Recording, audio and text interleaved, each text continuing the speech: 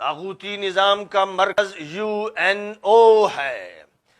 وہ طاغوتی نظام پر قائم ہے، اس کا جو چارٹر ہے وہ اللہ کے دین سے بغاوت پر مبنی اور لا دینی نظام ہے، اور جو بالجبر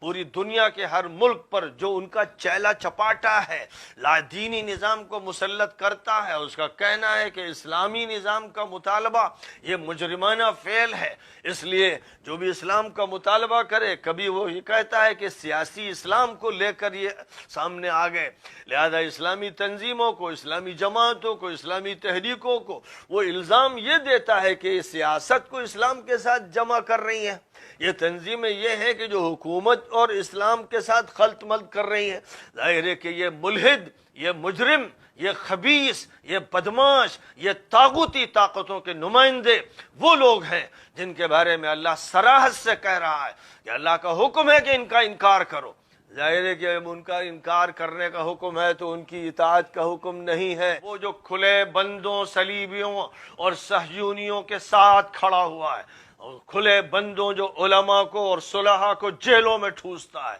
کھلے بندوں جو پورے تمام مسلمانوں کی دولتوں کو لوٹتا ہے اور ان پر ڈکیتیاں مارتا ہے، کھلے بندوں جو عیاشی کی اور بدماشی کی نہ صرف دعوت دیتا ہے، اس کے انتظامات کرتا ہے،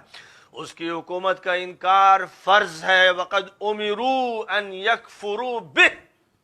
حکم ہے اللہ کا کہ ان کا انکار کرو۔ واضح بات ہے، کیونکہ اسلامی نظام کا یہ کہنا ہے حاکم اللہ ہے،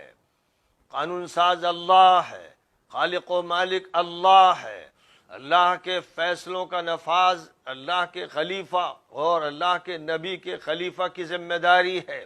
اس کو شریعت کا نفاذ کرنا ہے۔ وہ آزاد نہیں ہے کہ اپنی شہوت پرستیوں، بدعنوانیوں اور استحصال کی سیاست استعمال کر کے جس کو چاہے مارے، جس